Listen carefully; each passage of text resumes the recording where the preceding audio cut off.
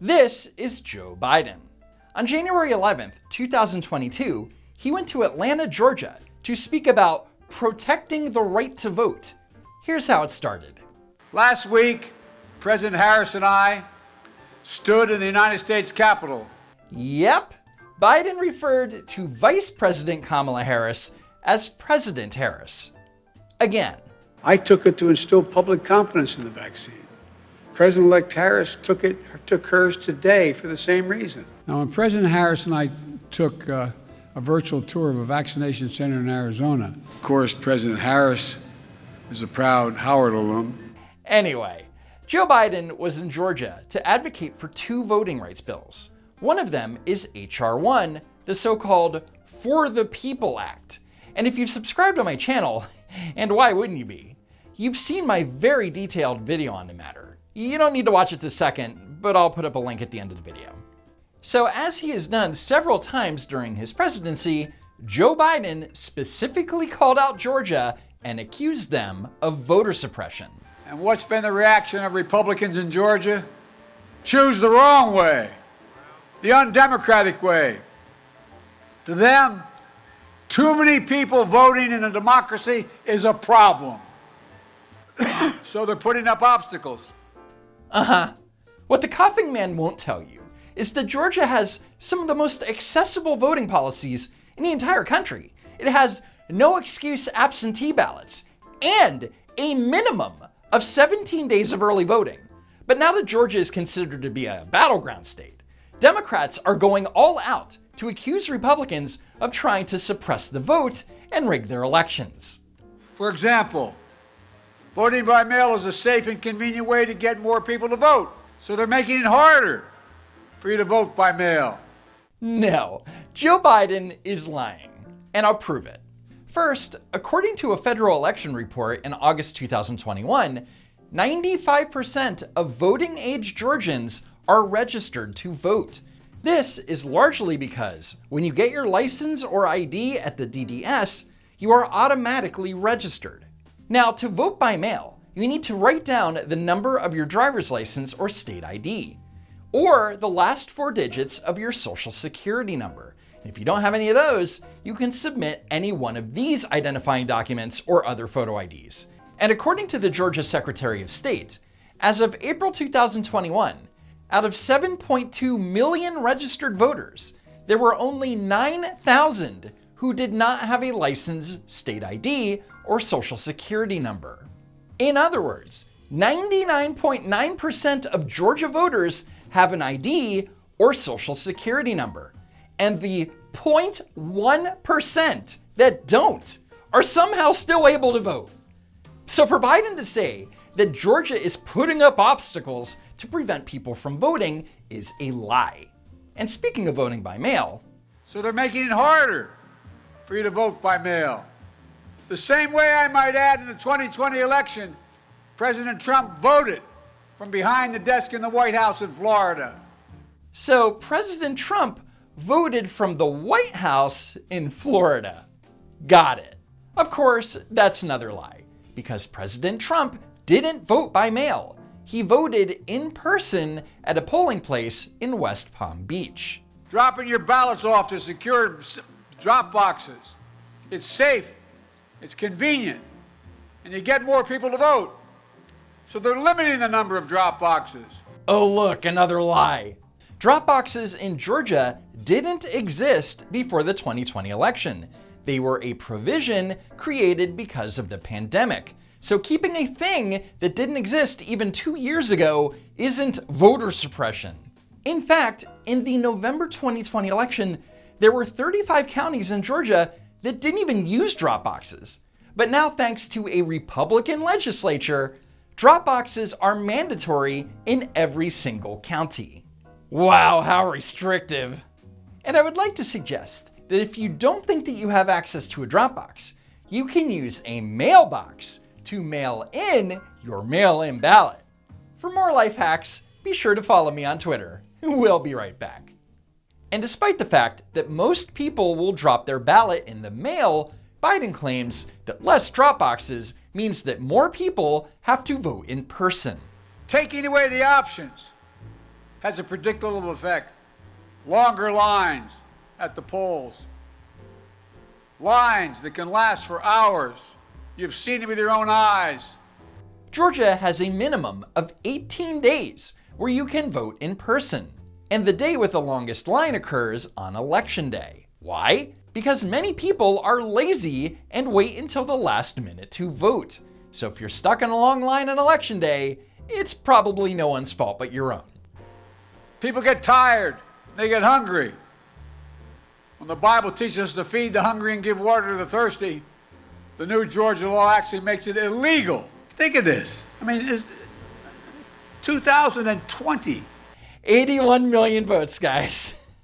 And now 22 going into that election. It makes it illegal to bring your neighbors, your fellow voters, food or water while they wait in line to vote. Well, unlike what Joe Biden would have you believe, Georgia's voting law isn't to starve and dehydrate voters, but it does prevent the practice known as electioneering. Georgia law states, "No person shall solicit votes in any manner or by any means or method, nor shall any person distribute or display any campaign material, nor shall any person offer to give or participate in the giving of any money or gifts, including but not limited to food and drink to an elector." And food and drink is specifically mentioned because outside groups, campaign staff, and even politicians themselves have been caught giving out food and drink in an attempt to influence or intimidate voters waiting in line. Of course, I think we all know of at least one scenario where Joe Biden would say it's a problem. "Hi there, would you like some water?" And sure, Democrat politicians could suggest that voters might want to bring their own food and water with them to the polls, but they can't because Democrats don't know the meaning of self-responsibility. I did not walk in the shoes of generations of students who walked these grounds, but I walked other grounds because I'm so damn old I was there as well. They think I'm kidding, man. No need for jokes, Joe. We all know you're old as f***. Seems like yesterday, the first time I got arrested. Anyway. So Biden has made claims of being arrested in the past, to somehow align himself with civil rights heroes.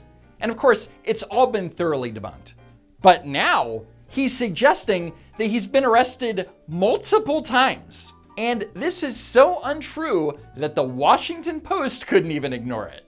Their fact checker states, "There's no evidence we can find that Biden was ever arrested," and then gave Biden the infamous 4 Pinocchios rating. When I was a senator, including when I headed up the Judiciary Committee, I helped reauthorize the Voting Act 3 times. We held hearings, we debated, we voted. Was able to extend the Voting Rights Act for 25 years. That's right, gang. Instead of saying we were able to extend the Voting Rights Act, he's taking credit and saying it was all him. The last year I was chairman, some of my friends sitting down here will tell you, Strom Thurmond voted to extend the Voting Rights Act. Strom Thurmond. Biden is saying that during the last year that he was chair of the Judiciary Committee, which would have been 1995, Congress voted to extend the Voting Rights Act. Let's see if that's true. Congress voted to extend the Voting Rights Act in 1975, 1982, and 2006. Joe Biden was chair from 1987 to 1995, which means the entire period he was chair, there was no vote to extend the Voting Rights Act.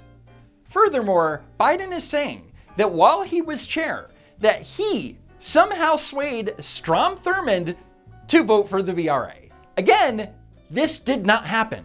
Senator Thurmond voted against the act in 1975, voted for it in 1982, and didn't vote for it at all in 2006 because he died in 2003.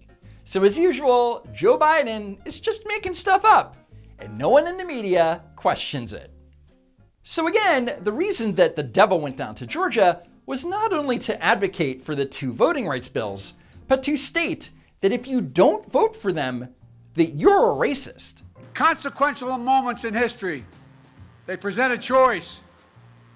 Do you want to be on the side of Dr. King or George Wallace? So George Wallace was the governor of Alabama for decades. He was a staunch segregationist and a supporter of Jim Crow laws that enforced racial segregation in the South.